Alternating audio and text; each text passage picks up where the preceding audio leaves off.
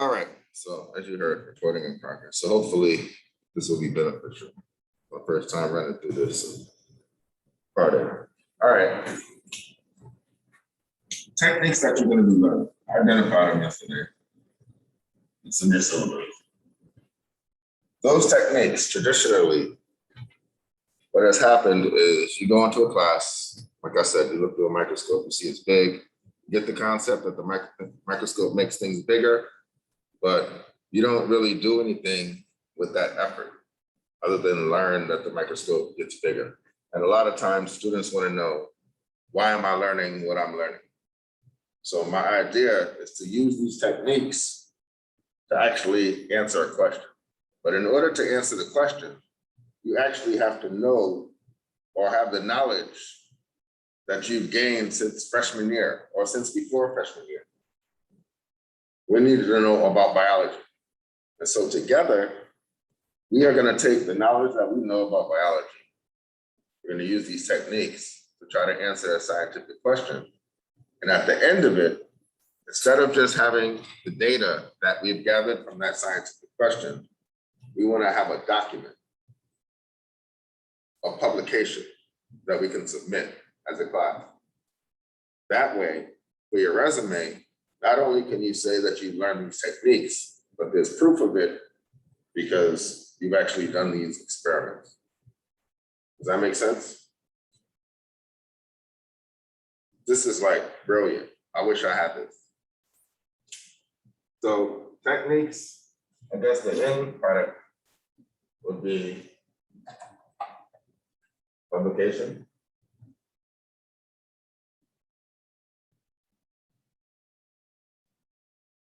There's a lot of steps in between. A lot of steps in between. This class is dynamic. And so you need to be like thinking. It's okay to be a nerd in this class. We love nerds. All right. So I guess we're over here.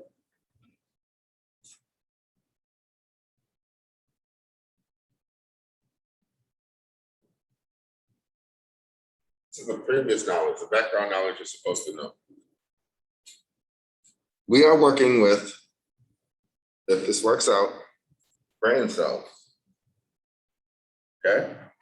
So if anybody asks you, what are you learning about in that class? We talk about brain cells. I'll put it as a bullet.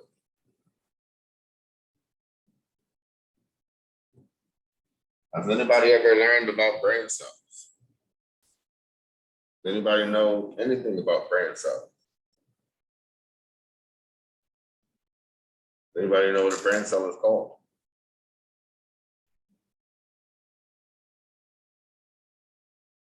This is going to be great. Because this is the starting point and nobody knows anything. And actually, by the end of this, somebody knows something, but I'll feel good. Either way, I'll feel good. This is being taped. So go back and watch it. But at the end of it, never heard of neurons? Nerves? You get on my nerves? I'll get on my nerves. Don't be scared to talk. This is the thing I like about in person. If this was virtual, I think all y'all screens would be off. Y'all will be muted. Y'all might be in bed. But nope, we're back. We're back. So brain cell, what are they called? How do I spell it?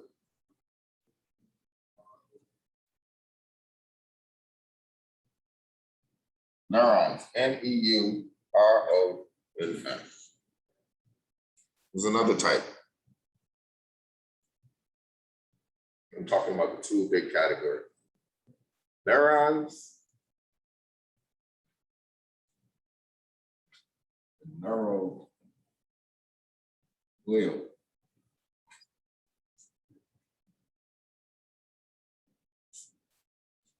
So those two type of cells, of course, there's different subtypes.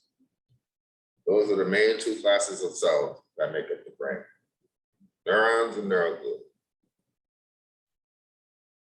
The ones that get all the shine are the neurons.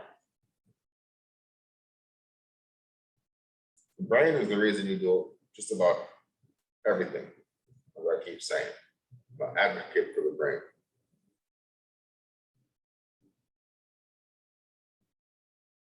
So in order to understand and get here, we need to know about neuron and neuron. But since they're both cells, really what we talk about is just the cells. Because all cells have common themes. You guys have heard of cells before, right? Gotta help. I'm a very interactive person. You haven't noticed. You will not survive being quiet in this class. Usually when people talk about cells, they draw a circle. A cell is not a circle. A cell is like a book bag. A cell is like a spear sometimes. A cell can be a column. A cell is a compartment that can hold something. So depending on where it is in the body, it can have different shapes. But for purposes of this class, I'll just draw a circle. And this is the outside of the cell.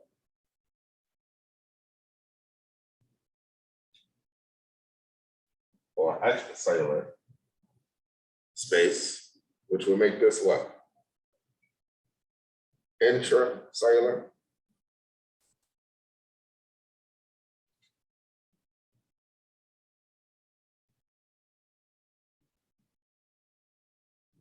We'll say extracellular space, I guess.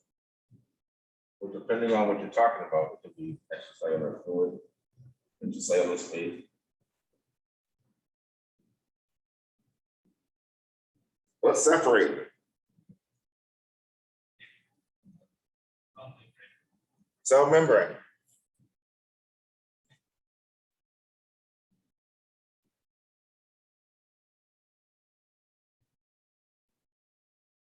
Okay.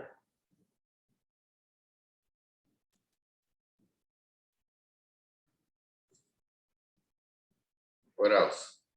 What's in the cell? Organelles. Is this new to anybody? Everybody's heard this stuff before, right? Or no? It's okay to talk. I'm your friend. What else is in the cell? Give me something. Brianna, I know your name. It's a bad thing. As soon as I learn your name, what's in the cell? Proton? Okay, there are protons in the cell. But we want to identify, so protons, neutrons, and electrons, those are atoms. That's the basic form of an atom. The atom makes up everything. So you're right, it's in the cell. But I want to identify what someone said earlier, which are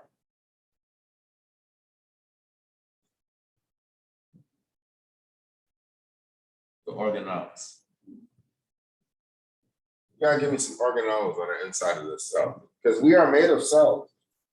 We're talking about ourselves. And so everything that you learn is going to benefit you at the end of the day, not just for class, but give me something inside of the cell. Huh? Mitochondria, you said that, right? Who said that? You said that? Mitochondria. Okay. I'm gonna draw the mitochondria like this.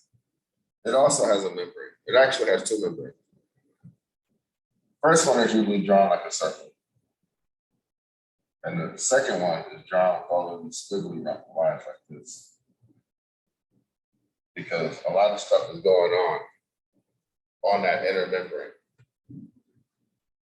Fun fact. Want to hear a fun fact?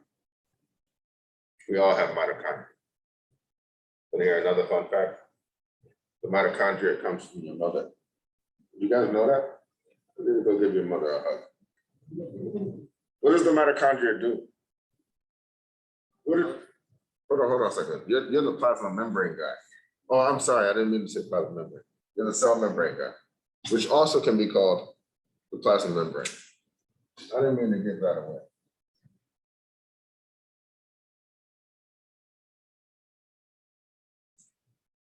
I also want to know what is going to help me with this plasma membrane since you brought it up. It's called something else, but we'll get back to you. What's your initials? Greyhound. Well, what's the first initial? Yeah, Jamani. You just became mitochondria. Thank you for adding that to us. Can anybody else give me an organelle?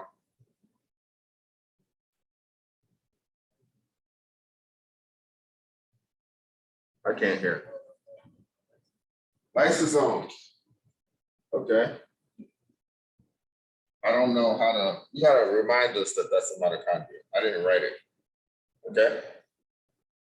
And also, like I was coming back to him, I'm gonna come back to you. You gotta tell us what the mitochondria does. Okay?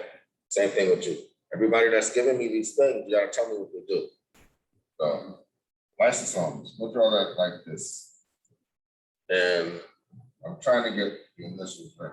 We'll say, I think I'm using my brain cells, remembering you guys. That's your lysosome. Remember that that's a lysosome. I might forget. What else is in there?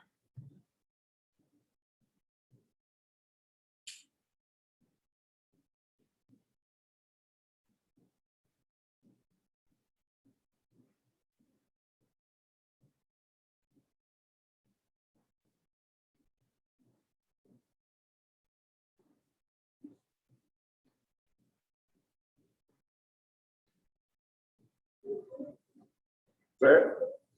Nucleus, thank you. I was wondering if anybody's gonna say it. The nucleus is usually in the center. And it also has a membrane. All these things have membrane. The nucleus actually connects to something else in the cell that's an organelle. But also that's the nucleus. And I'm gonna get to the last one. Gotta think about it. Kind of scared to ask you. Definitely. Okay. Oh, isn't that nice? Okay. Same thing. You gotta tell me what the nucleus does. So right now, you should, I don't know, are you ready? Are you doing the thing to figure out this whole mitochondria?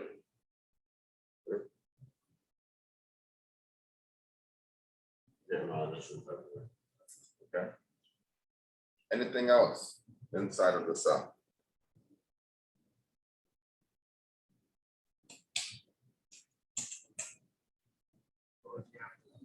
Golgi Apparatus. You know, it looks like a stack of flat pancakes. By the way, Brianna, you got a phone, right? You hear me? I'm coming back to you. So get on your phone and dig up an answer. I would be on Google, typing in cell organelles or something like that. You understand what I'm saying? Okay. I can give you one at the end, but I just want to have you get an opportunity to choose your favorite. We'll put the Golgi over here. Pancakes. And you are her. What's your last name? Escaping. J.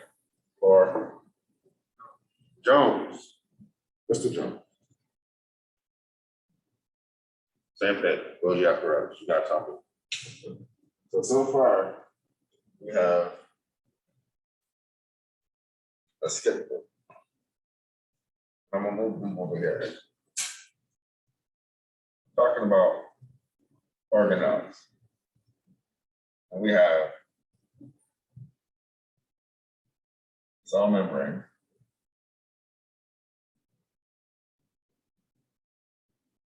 Yeah.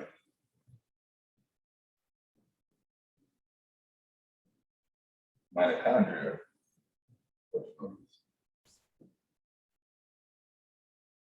Yeah.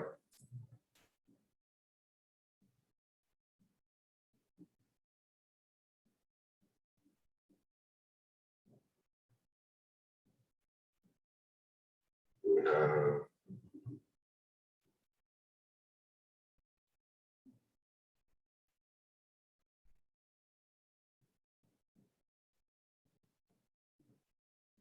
Now we have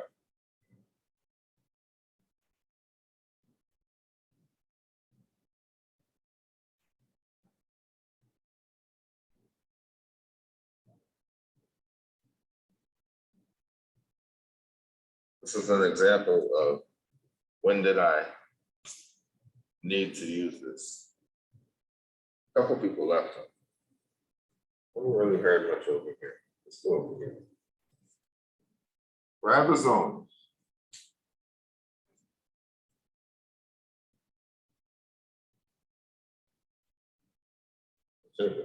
And you are M. Yeah,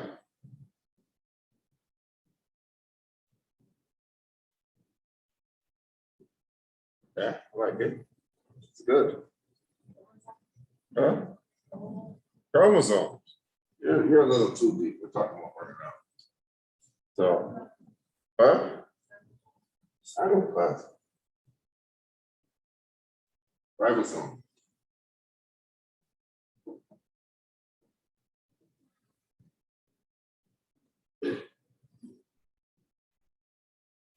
Cytoplasm.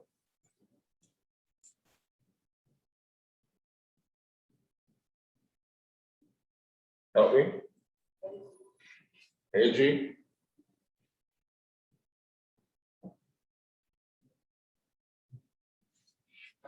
You know it's the liquid inside. Right? I can put your initials everywhere. I'll just put it over here.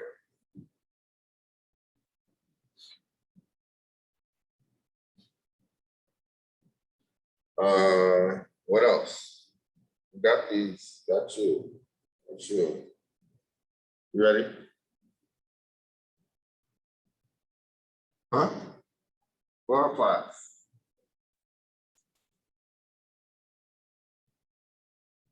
Chloroplast.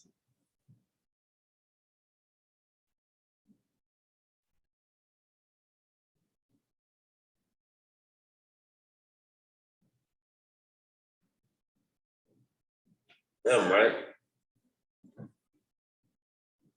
This was a plant. If it's an animal, this. The plant is this. This.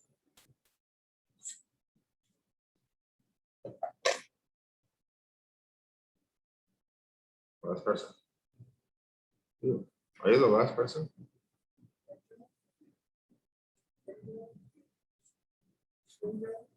I can't hear. Central. Central. Central, you're talking about stuff that's inside of the nucleus. So you're like very, very detailed. Huh? Vacuoles? Vacuoles are kind of circular like this. So.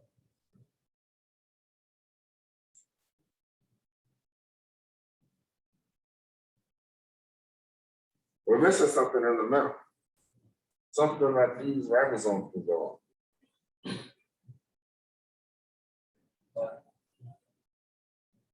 I don't know, somebody wants to help this something. We got the nucleus erased. So is it okay if we help each other? He has, I think he has, or somebody back there, I heard it. Somebody tell me the thing that's in between the nucleus and the Golgi.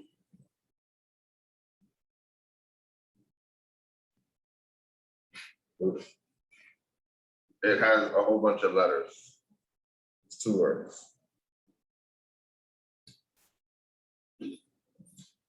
I can give you the initials. What the initial? Huh? ER. Excellent. So the ER is a whole bunch of membranes that eventually connect to the Golgi. And it's actually continuous with the nucleus. So,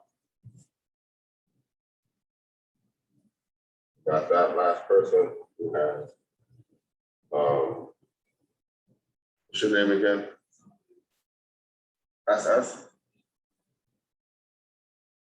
And if we finish this over here, we said that goes. What else did it say? It says,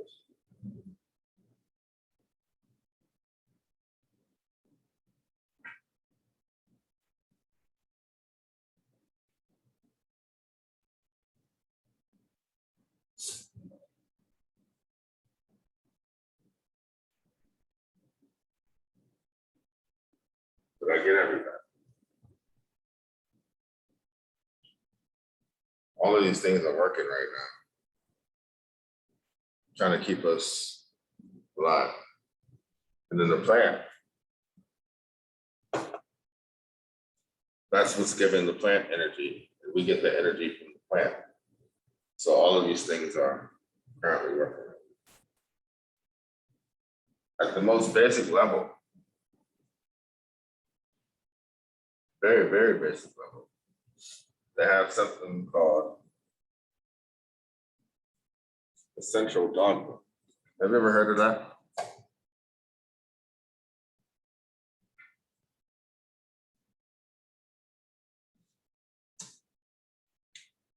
I'm setting it up for the research. So all of this stuff, really, I'm just trying to refresh your memory. You already know about all this stuff, right?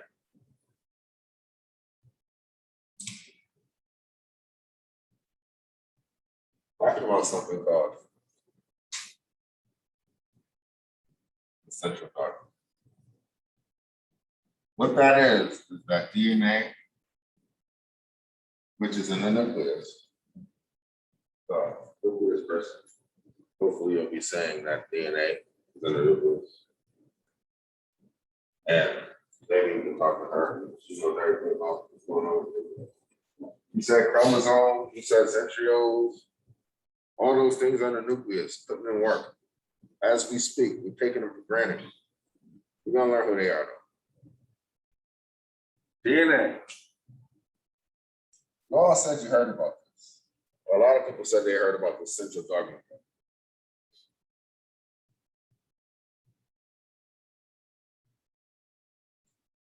DNA makes what? RNA.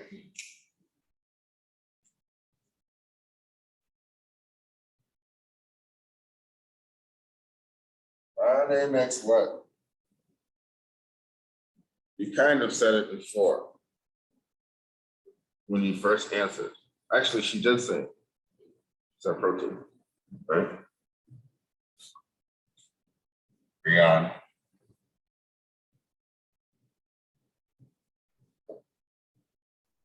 That's what you said before, right? Protein.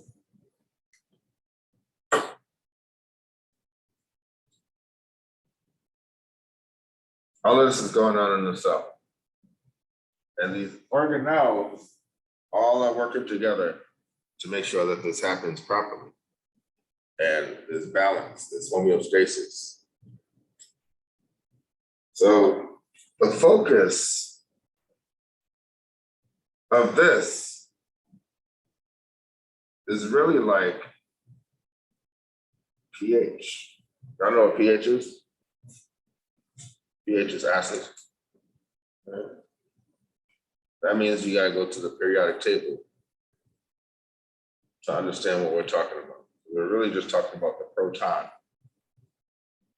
single proton, and we're making it constantly in the mitochondria. I have a question for you. Why do you breathe?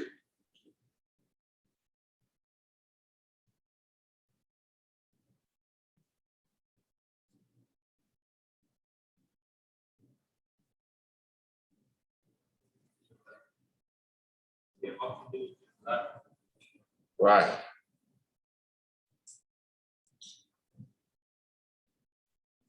You said to get oxygen in your blood, right? Why?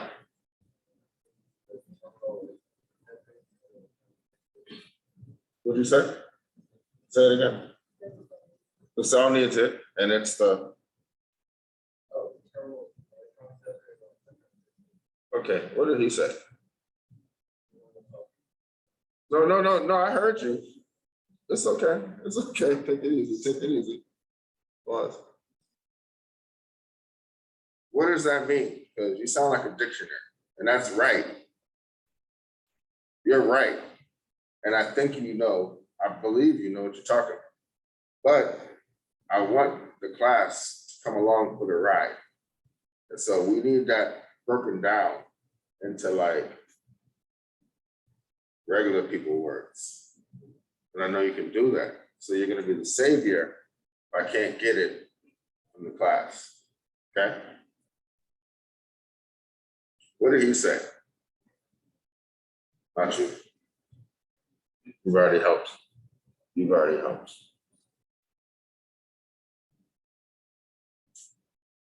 Why are you breathing? That's the question.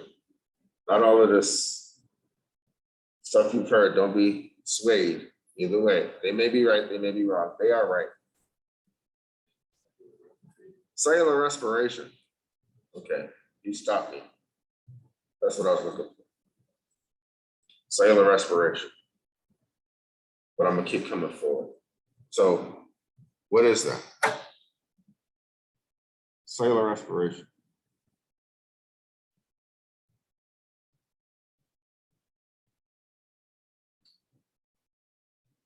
I like you to get your money's worth.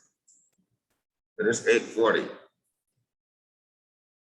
I like to bring a whole bunch of stuff to the table in the beginning so that the people that are shy, the people that take their time, they have a chance to digest it all. Take your time eating this. I want you to understand it. It all goes together.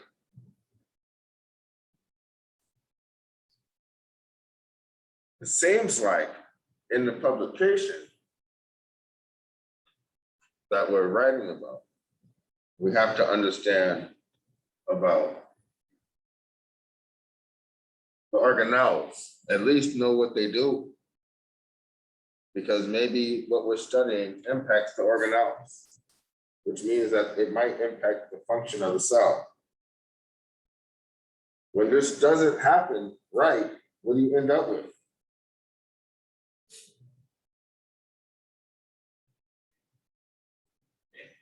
Death. But before that, disease. Anybody ever been sick? No? Anybody ever had a cold? Anybody ever had a headache? That's when your body starts drifting away from being, normal.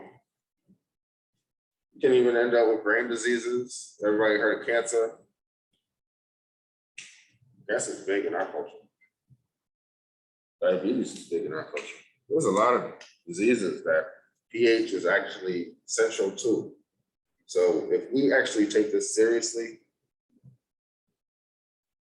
we might save the world. I'm smiling. Everybody's smiling a little bit. But you gotta think like that.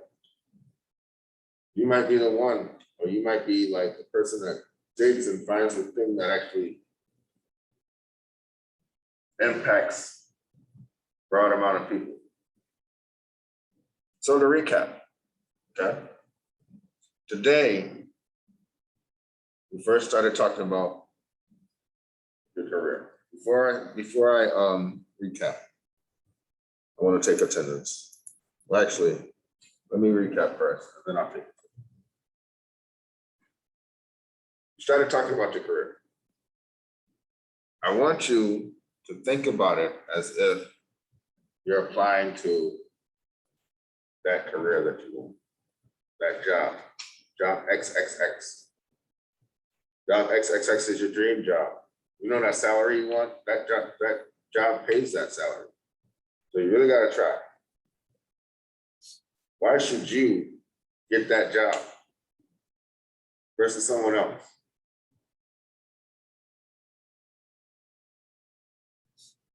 You know how you like, you know yourself. What makes you a good candidate? Trying to identify character things that identify your character. Because the next step of this whole career thing over here, I'm gonna just write that this broad thing that I'm talking about is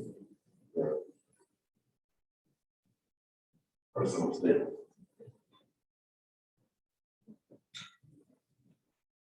I just reviewed some personal statements, not yours. I'm talking about like real people who are applying for money, and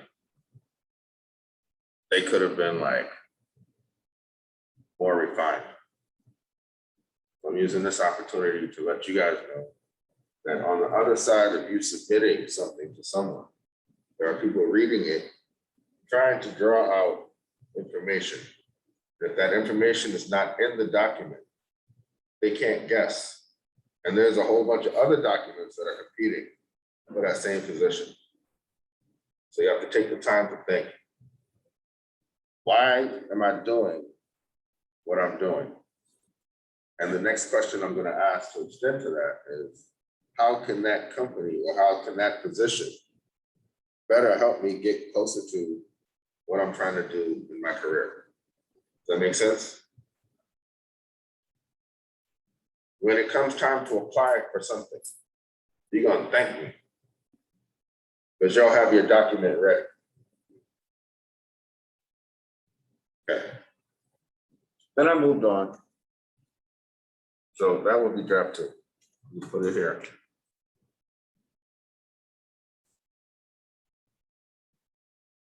What is that? What do you mean? Friday next, right? Next time we meet is Friday. We actually have, I gotta look at the schedule. We actually have like an extended time period, more than just an hour.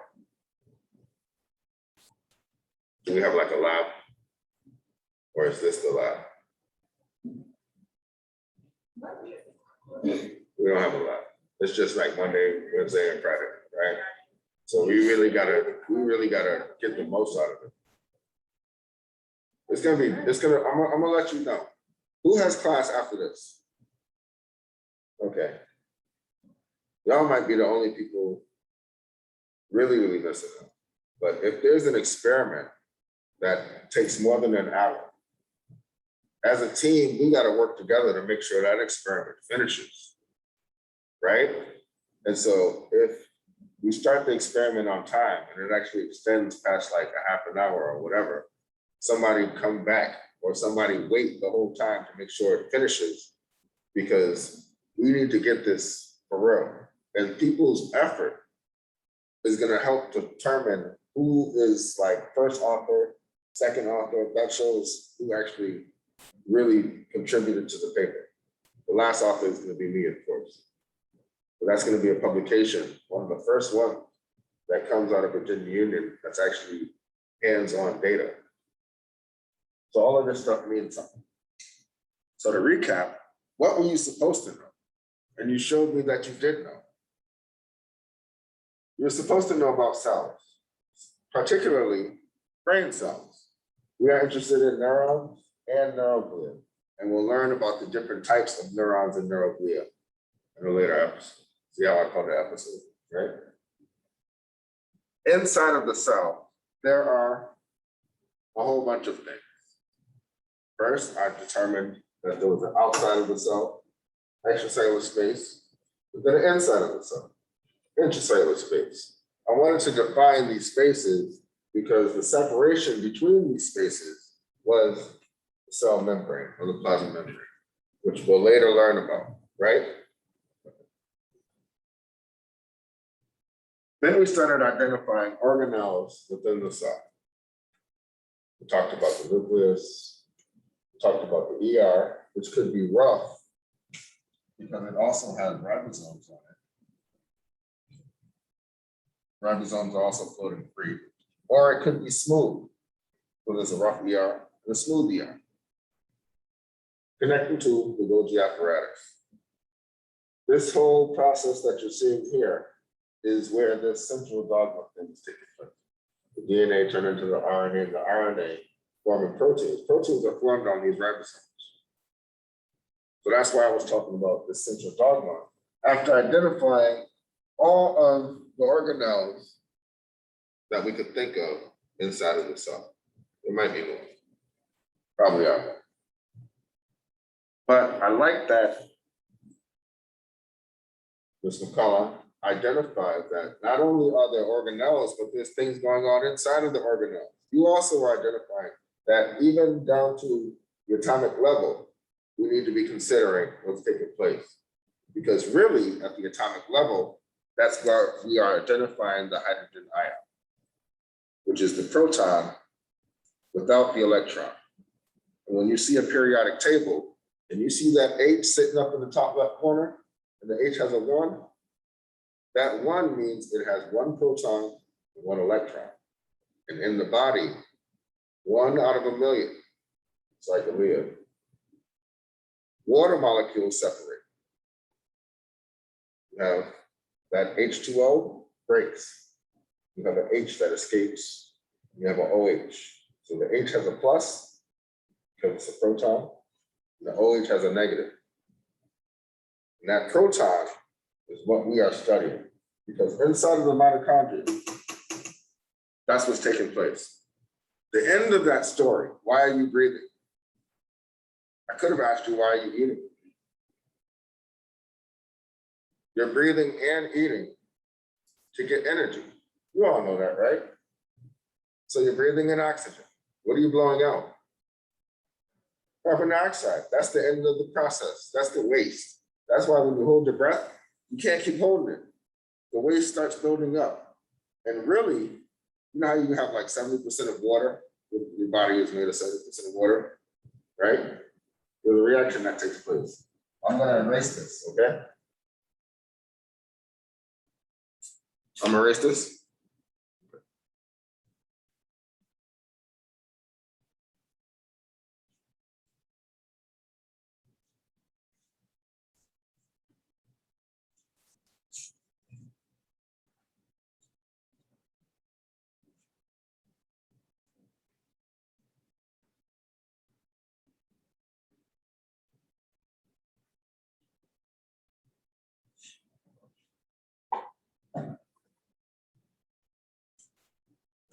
There's a reaction taking place. This is you breathing in oxygen. Oxygen is just one of the components of the air. We also have a little bit of carbon dioxide, because remember, we're blowing out carbon dioxide. We have a lot of nitrogen. There's some other little things in there, but mainly we have oxygen, nitrogen, we have carbon dioxide. So you're breathing in oxygen, right? And we know you're blowing out carbon dioxide.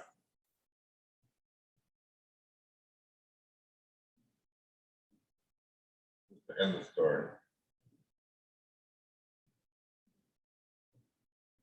Plants are breathing in carbon dioxide, blowing out oxygen. We need plants, okay? That's why I said the chloroplast is working.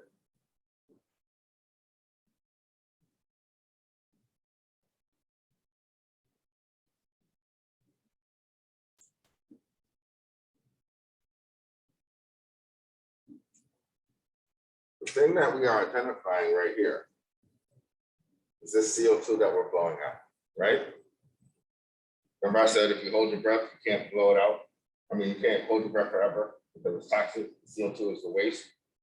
When you hold your breath, that CO2 in your body combines with all that water that you have in your body in a reaction to form H2CO3, carbonic acid.